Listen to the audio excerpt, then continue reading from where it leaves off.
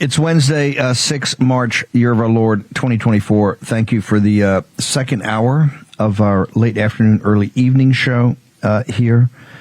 I brought a couple of guys. I really respect their judgment in this area. You know, this week we got through Super Tuesday. Of course, the previous hour we talked about a lot of the analytics coming out of that. But we're already in the middle and confronted with this debacle of the federal budget, which not one penny's been cut. In fact, they're mocking Johnson right now that no, he didn't have any cuts. It's actually $30 billion higher. When you really look at it on a real base, $30 billion higher than Pelosi's budget, which is predicated upon. And they're already talking about, well, we'll get them next time. We're going to get them in the 25, I think the 25 budget they're talking about. It's obviously not good enough, and it's a disaster. It's going to lead to more disasters financially. Right now, the Bank of America backs us up because they came out with a report a couple of days ago. It backs up what we've been saying here in the war room for 6 months, that we're adding another $1 trillion to the overall face amount of the debt every 100 days. It's not even close to being sustainable. I want to start with we got Kevin Freeman and Mike Carter from Economic War Room. Guys, thank you. I want to start off just overall, Kevin. Give us your overall perspective of where we are, particularly with the House of Cards of China is finally starting to collapse, given their commercial real estate and the smoke and mirrors of their banking system. Give us the big picture here before I go to Mike and ask him about the budget and what's happening there.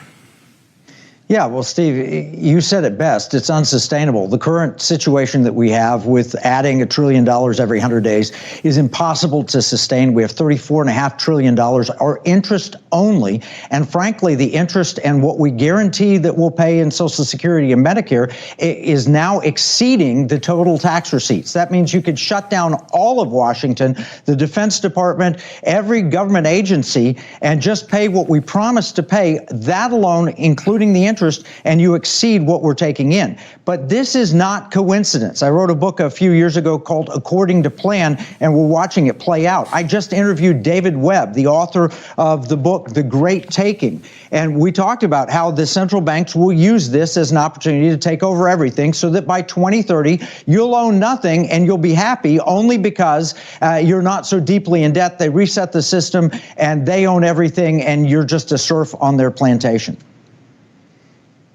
Walk me through, just do the general math. Tax revenues, well, they had hoped it had been $5 trillion. It came out light, as we predicted last year. I think of $4.4 trillion. They had a $600 billion miss. But you're saying if you add up Social Security, Medicare, and I guess parts of Medicaid and the interest on the debt, that gets you're over $5 trillion right there. You're right there. You're at $5 trillion. So you're right there. You're in excess or equal or in excess to everything we take in. So if Johnson, everything the government does, they could shut everything down and we will be still spending as much money as we take in. There's no margin here, at all whatsoever. And the fact that we'll never pay down a penny of the face amount of the debt. So, Mike Carter, how does that leave us now that you got $35 trillion of debt? You're adding another $1 trillion every 100 days. Just the refinancing, it almost gets beyond where the Fed it sets their interest rates, because just refinancing a third of that debt, which is essentially what happens every year, it just drives in added cost of capital that goes through the entire system. So how do we break this? Yeah, well, one of the things that we're focused on here in the Economic War Room in our Solution to Action Tank is legislation that helps people to focus on how do they handle a hedge against inflation? How do they get prepared for some of these economic threats that are out there? And we are facilitating now legislation in 25 states that allows people to take part of what they make, put in a bullion depository. We have a Texas bullion depository here. In fact, we just had a proposition on the ballot yesterday, which got over 76% that said they wanted to authorize the comptroller to be able to take that gold and make it transactional, gold, silver, and legal tender in Texas. And we got other states doing that same thing right now. So that's one of the biggest hedges we see out there in terms of your audience and the audience members we hear. Mike, hang on. Let me just make sure I understand that. You're saying, are you going back to actually trying to go back to you're not going back to a gold-backed security. You're actually going back to gold itself or silver or precious metals and being able to use those in actual daily transactions. Exactly right, and it's happening in multiple states right now. We have legislation being drafted. We're on committees. We're meeting with treasurers out there. Kevin can talk more about it, and what he highlights that in his book, Pirate Money. Under Article 1, Section 10 of the Constitution, states can have their own legal tender as long as it's backed by silver and gold.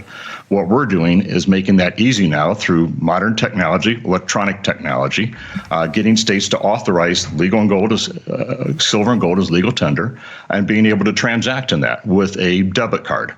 This would be backed and supported by the states, and it's an exciting real-world solution to some of these economic events that we were just talking about. Is your point is that we talk about gold's at an all-time high right now, but on the converse, what the BRICS nations see is that the purchasing power of the dollar is being destroyed. It's being destroyed by these madmen up here in Capitol Hill because you just can't do $1 trillion every 100 days. We understand that the way to do that, you have to monetize the debt. You can't sell enough bonds. You can't raise rates enough because you raise the rates enough to sell more bonds. It drives the refinancing of your other debt so high it just destroys your economy. So you have to monetize the debt, which is essentially get the people to pay for it. Treasury and Fed work in conjunction. This is one of the reasons they're working in conjunction to keep the Biden regime in there.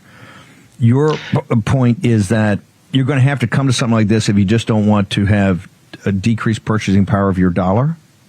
Yeah, we've seen the dollar lose 87% of its value since 1971 when we went off the gold standard. And so we've got so much debt federally wise that the country can't afford to go back to a gold and silver standard right now. But states can do it. And states are authorized to do that in Article 1, Section 10. And so what we've been doing is helping to facilitate that legislation in multiple states across the country. Of the 25, I don't think we're going to get it passed in all of them, but I think there's a good chance we'll get 1, 2, maybe 3 this year. Others are doing study bills that can see the opportunity to be able to make gold and silver legal tender. Where do you think you're most advanced in Texas? Well, in Texas, we've already got a bullion depository built here, which is good news. All we got to do is attach the ATM or the debit card to that. We just had a proposition on the ballot the other day that got, I saw one county, 82% people wanted to authorize our controller to make this gold legal tender that's sitting in the bullion depository, make it transactional. I think across the state, it's over 76% right now. This is something that people want, people are demanding. I was in D.C. the other day. I took an Uber ride from my hotel to the airport. And I said, hey, maybe next time I'm here, I can pay you in gold. And I explained transactional gold and attaching a debit card to a state-based legal tender currency. The guy would not let me out of the cab, let me out of the car at the airport. No. The Uber, what are you talking about? The Uber guys be all over that. They're finally getting paid right. Hang on. Before I go back to Kevin, I just ask you one thing. While you're working on this legislation and trying to get the bullion and the silver and all that, so people are transacting, correct me if I'm wrong, brother, but our Federal Reserve has a different take on things. Aren't they spending all their time working on a central bank digital currency? I mean, their point of view is the exact opposite of the war room and economic war room in Carter and Freeman, right? They're not interested in transactional gold. They're interested in central bank digital currency. Absolutely right. And this is the solution to that. When I hear people say you will eat bugs and like it, I want to be able to pull out my Texas debit card, my Texas transactional gold or silver, and be able to buy my steak.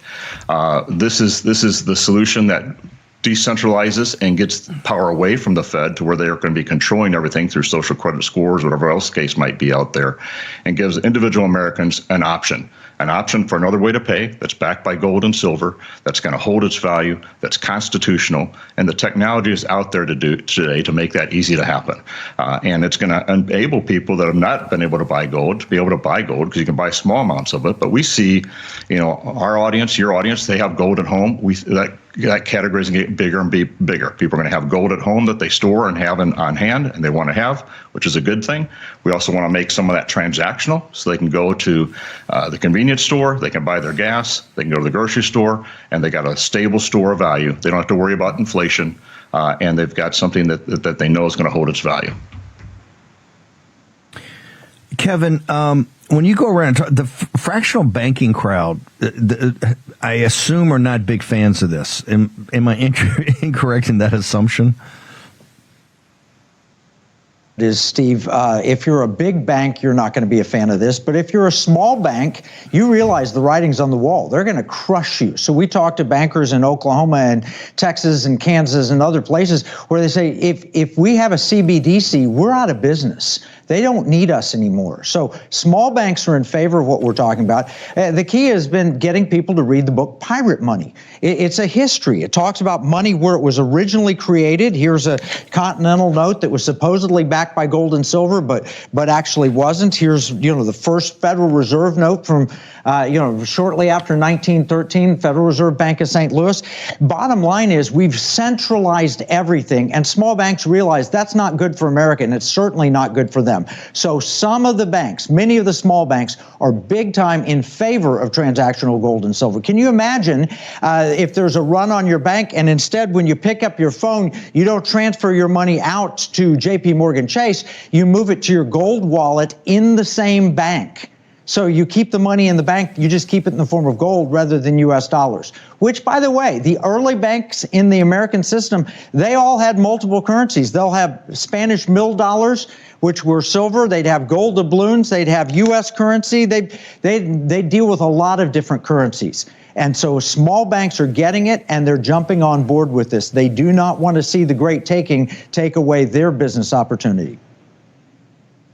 Now, you are subject to the fluctuations in the price. Let's just take gold versus silver. You're subject to the fluctuations in the prices. But what you're, and correct me if I'm wrong here, you're immune from is this continual essential devaluation or the drop in purchasing power, which I think has been 17 or 18% since the Biden regime has come on. That you would hermetically seal yourself from that, correct? Oh, absolutely. And yes, gold and silver fluctuate, and people should have a choice. They don't have to put everything in gold or silver, but the dollar fluctuates too. Just go to the gas pump today and think about what you paid last week and what you'll pay next week. The dollar's fluctuating all the time, and gold and silver fluctuate in relation to the dollar, but their purchasing power has been maintained. You could use a $20 gold piece in 1924, 100 years ago, and you could buy a fine man's suit. That same $20 gold piece is going to be worth $2,150, $2,200 today. You can buy a pretty nice suit for that today. Probably shoes, tie, a shirt. You might have change left over. Bottom line is gold and silver over the long term preserve their purchasing power. And you can look at pricedingold.com and you can see at pricedingold.com what you would pay for a house, in the 1970s, maybe $20,000, $25,000, $30,000. The same amount of gold that would buy a house then today might buy at least one house, and in some cases, in some markets, two houses. So gold and silver over the long term maintain their purchasing power, even if they fluctuate short term. Kevin, what is the state that you're farthest down the road in actually accepting this? Well, we've got active legislation in Kansas. We're looking in Tennessee. We're looking in Louisiana. A lot of states are looking at it. Some of them have passed already. Utah passed a study bill. So we'll come back next session and we'll get this passed. We hope for a study bill. I think gold and silver is legal tender in Florida and other places where the leadership has said, now, hold on, this has been very fast. We're just learning about it. So we'll put in a study bill. We have not found anyone who's outright rejected the idea. Democrats, Republicans, they both love this. In fact, when we were talking in Austin, the Democrats were thrilled because, the average working person that's got $1,000 in savings, they can't put it in gold today. They can't buy one of these, which is a gold doubloon, and then hold it, because what if I need to spend it tomorrow? But if you attach the debit card like Mike talked about, you can easily spend your gold. You can buy the shoes your kid needs or the new washing machine or whatever. So this opens up what we call economic justice. I wrote a whole chapter on that in the book Pirate Money. Where do people go to get the book? That might be a good primer. Where do they go to get that? piratemoneybook.com, and then it'll take you to Amazon, or if you don't like Amazon, you can go other places. It's print on demand at Amazon. They can have it to you tomorrow if you want it. But piratemoneybook.com has all of the endorsements, people like Ben Carson and Dick Uihlein and Nick Vujicic and Naomi Wolf and others who've endorsed the concept. Once people read the book, they understand what we're talking about, and then they get on board. That's how we got legislation active in 25 different states. Legislators read the book and they started calling us from West Virginia and Kansas and Missouri and Alaska and said, how do we get this started? And then we provide resources to help them at transactionalgold.com. I want to go to Mike. Hang over a second. Mike, how do we stop? What should this audience do? What's the call to action to make sure that our voices are heard on shutting down the central bank digital currency? Well, we're focused primarily on how do we get this legislation in as many states as possible out there. And one of the things we're seeing success is we're having treasurers call us and saying, why do I keep getting these books pirate money sent to me? And what is this thing about? And then we get legislators saying, hey, I want to help get this done in my state. The message right now is to understand that this is here. It's constitutional. The technology is there to make this thing happen. And this is the only thing we've got to stop against the CBDC threat. I will say this, the states that get behind this, those that get behind it early on, this is going to open up, they have the opportunity to be the gold capital of the world. You will see economic benefits in that state like crazy because money is going to flow from other countries there. People are looking at the digital backed China yuan and saying, I don't trust that. They're looking at the dollar and saying, I'm a little uneasy about that debt at $1 trillion every 100 days. And if I had Texas and a gold backed currency that's legal tender, I'm interested in that. I'm going to put money into that. So the key is continue to build awareness.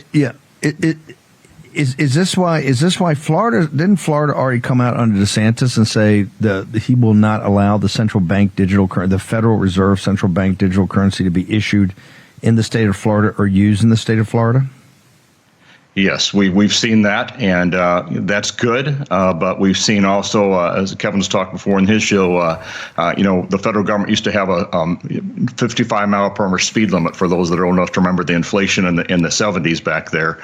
And states said, I'm not going to enforce that until they said, well, you're not going to get our federal money. And so it doesn't have a lot of weight behind it, but in principle, it's right. Got it. This is the solution that has the weight behind it. That's the real solution that can give people economic liberty today. And now it's a matter of getting those 1 or 2 states across the finish line. And I think you're going to see probably 10, 15, 20 other states coming closely behind that. Kevin, go back into off of Mike's point. You're working on trying to get these, and you need a couple to fall in line. Then they'll see the economic benefits, and everybody will fall in line. Walk me in the process. A study bill. These study bills, what does that entail, and what will the studies entail? Well, a perfect example of that's Utah. The treasurer is Marlo Oaks. He's a very aggressive conservative treasurer. So he said natural asset companies no, and he got out there. He will be given the ability to study this. We've sat down with Marlo Oaks and his deputy treasurer, Kurt, and they love this. They realize that it's constitutional, and they realize that the technology exists. Basically, all they have to do is pass it in the legislature and then pick which among the competitive technologies and the sourcing point for the gold and silver. No state has to own gold and silver to make this happen. They just have to make it possible for individuals to buy the gold and silver and store it in a legitimate depository where they can recognize how much is there, and then they can allocate that gold so that an individual says, I bought 2 ounces of gold, now I'm going to purchase with 1/10 of 1 ounce, which about $200, right, into 200 and some dollars, and they can go into a grocery store, tap that debit card, and with that they can buy, their groceries. And they know that once the grocery stores figure this out, that they can receive gold instead of U.S. dollars, that's what they're going to want. So the study's just going to confirm everything we've written in the book, Pirate Money. It's totally constitutional. Supreme Court decisions back it. The technology exists, and it can be operational in a very short period of time in any state that's willing to pursue it. Kevin, where do people go once again? Where do they go to get your show, all your social media, and the book? EconomicWarRoom.com is where you go to get the show. PirateMoneyBook.com is where you get the book. Fantastic. Mike Carter, same. Where do people go to get your content, and where they go to get your social media? Absolutely. If they go to transactionalgold.com, you'll see states that are in process right now. There's a scorecard there of kind of what's going on. There's frequently asked questions. And I would encourage everybody to take a look at that, get up to speed. If they're interested, get the book, talk to the legislators. If it's not this year, make sure they start working it for next year, because this is critical, as we see with the debt that we're headed down. And this is the real solution, and we can make it happen. And I got to tell you, you've got a great fighter on your team. That treasurer controller out in Utah, he was the key. I think he was one of the key people working with the team that took down the natural asset companies, where they tried to roll in so the federal government and maybe the CCP, others, could just grab the natural resources in the country. He did an amazing job and got Wall Street to fully stop that. So if people of that quality, Kevin and Mike, are on this, good things are going to happen. So thank you guys very much for coming on here. Explain. Look forward to having you back. Thank you for having us. It's a kind of outside the box thinking that we need more of. And here's the thing. Here's the reason you need more of it. It's such a brazen, up in your grill disaster. We fully understand how Mike Johnson got the job and how the people around him got the job, right? And Kevin, we understand that Kevin McCarthy and these guys cut a terrible deal. It was an awful deal.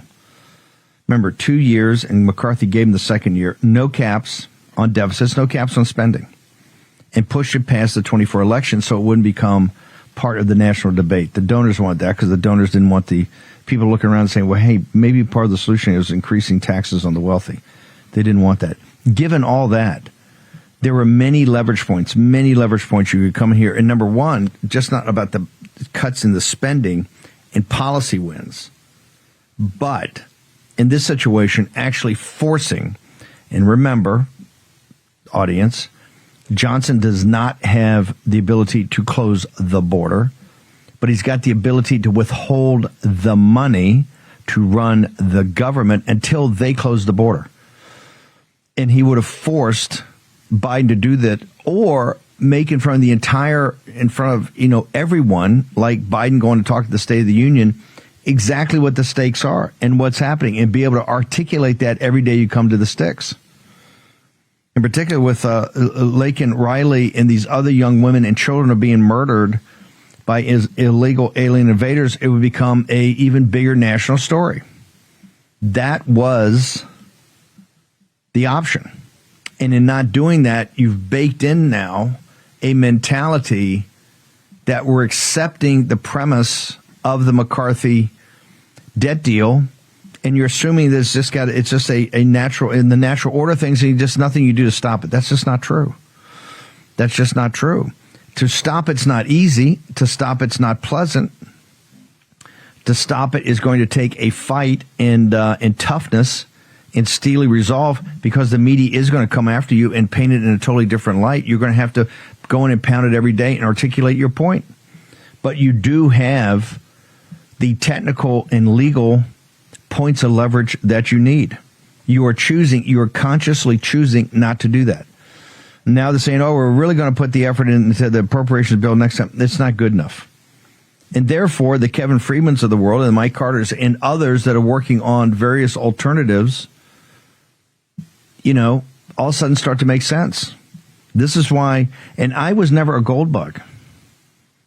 I kind of understand now that I've gotten a deeper understanding about what happened after Nixon took us off the gold standard, or converting our currency to gold. What happened? You see all the negative things that happened. That was really the beginning of the financialization of the economy. We were a manufacturing powerhouse at that time, and we're not a manufacturing powerhouse today. We're a manufacturing powerhouse at the time. And one of the things it led to the financialization of the country to the detriment of workers. And over time, more returns went to capital than more returns went to labor, to your work. And that is something that's plagued us to this very day, and it's only getting worse. The concentration of wealth is only getting worse. And under Biden, it's gotten extreme. Obama and Biden is when it got absolutely extreme. The only time it happened under President Trump was when we got hit by a Chinese bioweapon, and he had to take some emergency measures to kind of make sure we took care of aggregate demand, the drop in aggregate demand by passing the big stimulus bill. So I was not a gold bug, but gold's at an all-time high. And one of the reasons all-time high is the convergence of geopolitical and economic forces we talk about every day in the show. And that's why we want you to go to Birch Gold. And we just keep telling you, we're giving you access to people that have a deep understanding. One of the things Birch Gold did when we first partnered, I said, hey, let's talk about, let's get people up to speed on what the dollar is as prime reserve currency. What is prime reserve currency? Why is it so important? Why is the dollar so important throughout the world? People, I don't think, really understand it. They don't understand how their own financial and economic life is predicated upon a stable dollar, of which we don't have a stable dollar right now. Let's explain that. We did that in a four-part series. We're adding the fifth part, and it's about this very issue of central bank digital currency. How can you have a Federal Reserve that sits and works with the Treasury hand in glove to kind of monetize the debt to what we call printing money? Because you can't sell the bonds, you'd have to jack up the interest rates too much, and not just that, people have a limited take of how much they can take, the Chinese and the Japanese, in the insurance companies. You just print it, so you're creating more fiat currency all the time. Yet they're working nonstop on the central bank digital currency. It makes no sense. The central bank digital currency, it makes no sense. But go to birchgold.com/Bannon right now. You got Philip Packer, entire team. You got the End of the Dollar Empire, 4 parts, totally free. Just takes you to order it and then to read it and study it. Okay, short commercial break. We're going to be back in the war room in a moment.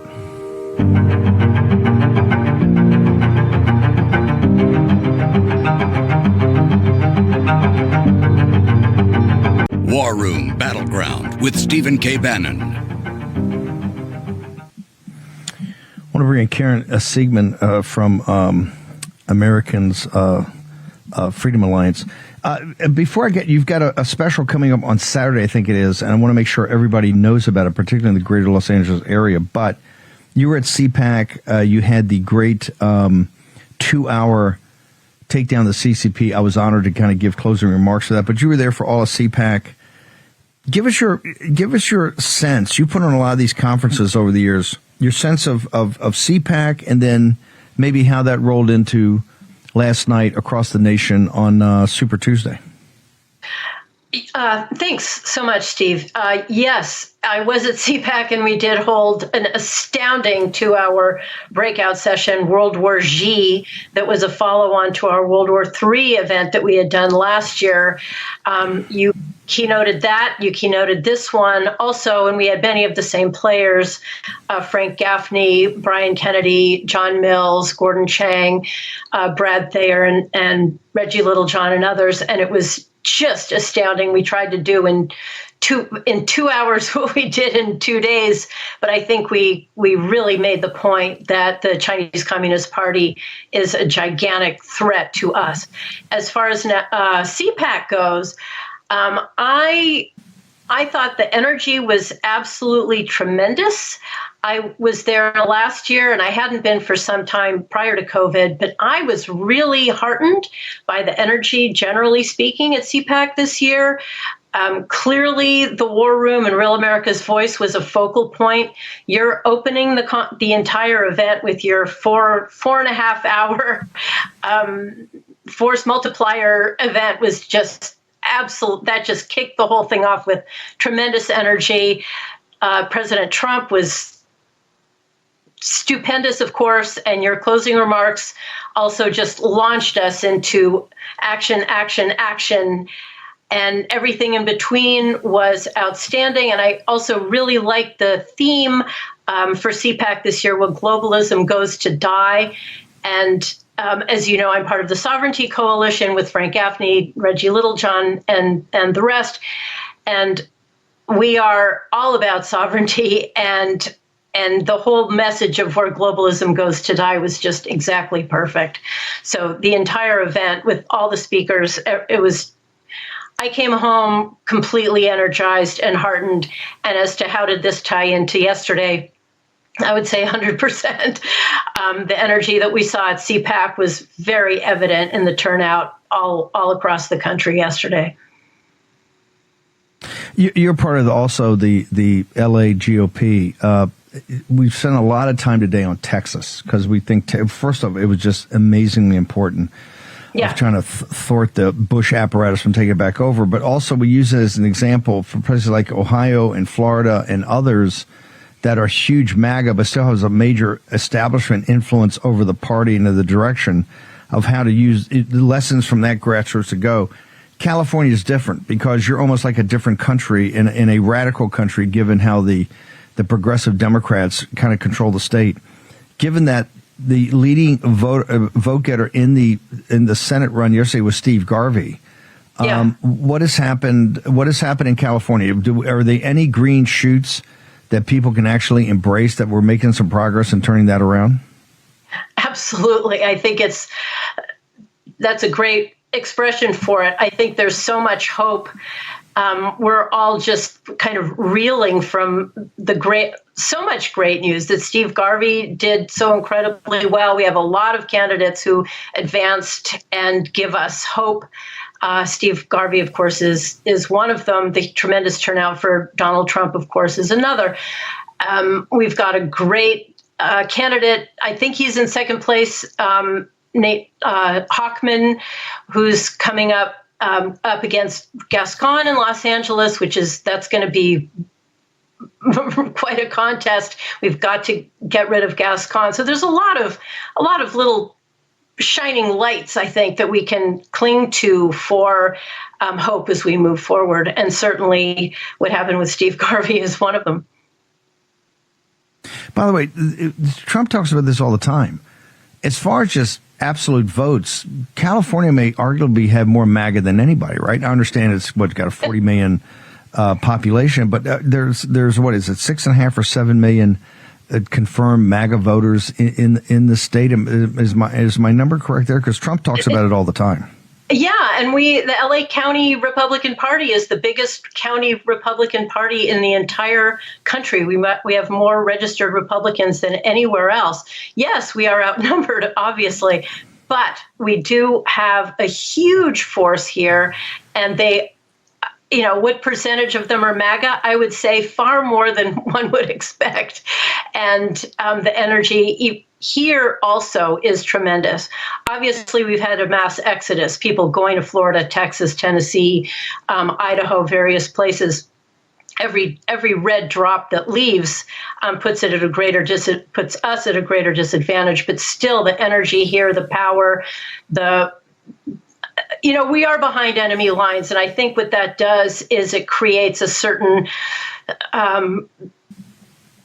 definitely a different kind of energy, a passion of an entirely different kind when you feel it's really existential for us here. And you said we're another country. We most certainly are another country here.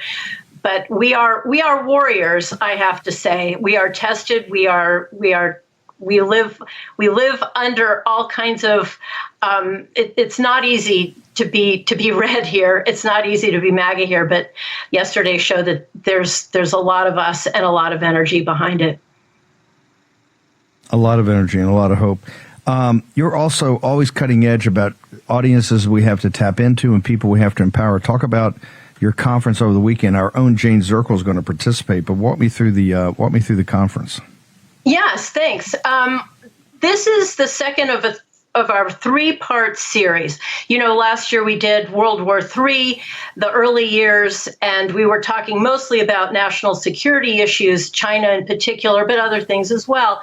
And then we followed that with this series. It was originally going to be just one, and I had mentally titled it The War on Practically Everybody, because in the final analysis, yes, there are national security issues. Yes, there's political warfare, but there's also a deep cultural, spiritual, all kinds of rot and attacks that are being waged on us every day, every minute, every hour. So even if you're not particularly aware of what's going on with China, China is very aware of what's going on with you. And the left is very aware of what's going on with you. And they have planted seeds that have grown to such unbelievable tentacles throughout our culture, throughout our schools, our media. So it became too big for one conference, and I broke it up into 3. Last month, we had the war on men, which is the war on masculinity, right? Boys are told they're they're imperfect girls. The whole notion of toxic masculinity, the idea of risk taking and adventurism. None of this stuff is allowed anymore. Everything to do with men and masculinity is tamped down. Fathers have been denigrated for decades and decades. So we had a phenomenal conference on that, including all those aspects, but including the effect that it has on our warfighting ability and what it's doing to our military. This one that we have on Sunday, it'll be Sunday, March 10th, just coming up, is the counterpart. It's the war on women. And no, we are not talking about what the patriarchy is doing to us. That's just a great big lie. It's much more the war that feminism has been doing to us, the war that Marxism has been doing, because feminism has in fact been a Marxist line of effort. The war on femininity, the war on mothers, not just by the legal system, but certainly by the government. So to address all of these, we're just so thrilled. We have Riley Gaines, the swimmer, who's just absolutely stupendous. What an amazing hero she is, standing up against the trans agenda, standing up for girls, for women in sports, and standing up for free speech generally. We have opening with Kimberly Fletcher, president and founder of Moms for America, another complete dynamo. Z Van Fleet, cannot be more excited about. She's just tremendous. She talks about as she just had an amazing interview with Tucker, the two cultural revolutions, one of them Mao's and the other one here. Who would have thought that we're following Mao's game plan, but in fact we are. So she'll be talking about that. So that kind of Marxism, the effect on women. Noni Darwish, a great friend, marvelous expert on Islam. She'll be comparing how Islam and the left use and exploit women for their agenda. Why did we bring her in? Right now, because of what's happening in Israel. That's a huge piece of what's happening in Israel. We have Steve Coughlin talking to us about how all of this, as I said, is a communist Marxist line of effort. The notion of feminism was brought in to undermine women, men, families, children, culture. All of this is the war on all of us. And then, of course, we have Jane Zirkle, who I've been admiring for a long time. And then when she said at your Force Multiplier event, she just came right out and said, there's a war on women. And she just is in the middle of completing a book. Femininity is your superpower. I thought, oh, we've absolutely got to bring her in, because that is one of the main aspects of this war. And I think what we need to realize, as I sort of brushed on, it's not just a war on men, it's not just a war on women, it's a war on each of us as individuals. It's a war on values, on morality. It's a war on freedoms, and it's also, and this is really important, it's a war on truth. And so we're very excited about addressing all of this on Sunday. And then the following month, we will have another conference culminating this. And this is extremely, just such a difficult topic, but as you know, such an important one, the war on children. And we have a great lineup for that too. Christopher Rufo being one of them. But this Sunday in Santa Monica, we're going to have just an amazing event. Just each one of these speakers, five women, and then Steve Coughlin will be talking about such important aspects of what is happening to each of us every day. We hear about women, young women, young men. They're not even thinking about getting married. Nobody's talking about having children. All of this is some of the consequences of the wars that have been waged against us. What you were one of the leaders, fighter in the Cold War effort. Walk me through the Marxist solutions on economics didn't work. Marx was a terrible economist, but he had a very strong take on history and sociology. Is this just the Marxist revolution that we've fought really since the French Revolution, but in the 20th century since the Bolsheviks? Is this simply the non-economic part coming after the family, men, women, children? Is that what we're seeing here? Is that, as you break it down, is this a neo-Marxist fight against the Judeo-Christian West and its most valued kind of social structures, the family? Absolutely. The family is, as they've always known, the bulwark against totalitarianism, totalitarian takeover. As you noted, Marxism, the economic piece didn't work. His exhortation to the workers of the world to unite, cast off your chains, obviously didn't work. The middle class was pretty happy growing, and capitalism was all a good thing. And so they pivoted to their long march through the institutions, the left's long march, which I have said, and we actually had a conference on this, it's revolution by other means. Exactly analogous to China's unrestricted warfare. The best kind of war is when you don't even have to fire, you win without firing a shot. And I would contend that this is exactly that. They go for your weakest institutions, your weakest points, and undermine them. How do you undermine the family? You go after men and say that they're toxic. And that fathers are a bad, at least superfluous, if not an evil thing. Women should be more like men, so you're destroying femininity, and in the process, you're also destroying men. Then you take the trans agenda going after women, so now you're destroying women's abilities to move forward. You have Supreme Court justice nominees saying they cannot even say what a woman is because they're not a biologist. I mean, this is just the breakdown of everything. It's the breakdown of men, of women, of science, of logic, as I said, of truth, of our understanding of the world. And it, in large part, yes, it's the war against men, children, and all of that, but it's also, and the trans agenda is a big part of this, it's to impose a kind of derangement on us. You mentioned Judeo-Christian values, Western civilization. Those are all predicated on a set of standards, of values, of morals, of a code, of a book, of the word.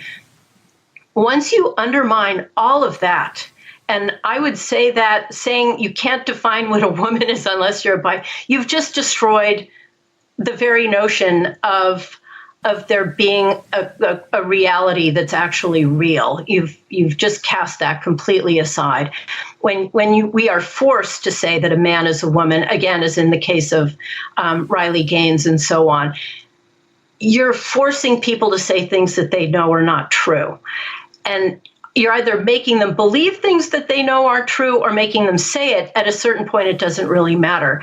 You are undermining a value system and a code of truth and science on which everything that we know and prosper from is predicated. Judeo-Christian values depend on being able to inquire, and you have a standard and a code of conduct. Western civilization is all about inquiry and skepticism and science and proving and truth. Undermining that, and I would also say everything to do with COVID was part of destroying all of that. So we are living in a time when they are trying to just make us awash in utter chaos. The chaos is civilizational with the border. It's chaos with fentanyl. It's chaos with our children. It's chaos in the family. It's chaos in our brains. And this is one reason I think what you do, Steve, is so incredibly valuable. You just draw that line through all the noise right to the signal while they're trying to swamp all of us with noise every day. It's chaos everywhere. It's chaos in our brains. And so, yes, is this part of the Marxist line of attack? Absolutely. And our effort with these conferences is to get people sort of on track again and feeling confident that there is, in fact, such a track, that you can say men are good, masculinity is good, fathers are good, women are good, girls are good, children need to be left alone, and to be confident and bold in those assertions in the face of all the insanity that they're bombarding us with. Where did they go? One more time, Karen, where do they go to find out about this conference? Are you going to live stream it? I am not sure. We will be talking about that. Okay. Right now, it's not. Where do people go to get where they go to get tickets? AmericanFreedomAlliance.org has the link, and from there you can go ahead and get a ticket, or many. And actually, we created a code War Room for 30% discount for tickets. Perfect. So go to War Room. What's your social media? On Twitter, we're AF Alliance. On Getter, American Freedom Alliance. YouTube, Rumble, American Freedom Alliance. Facebook, we're just generally speaking American Freedom Alliance.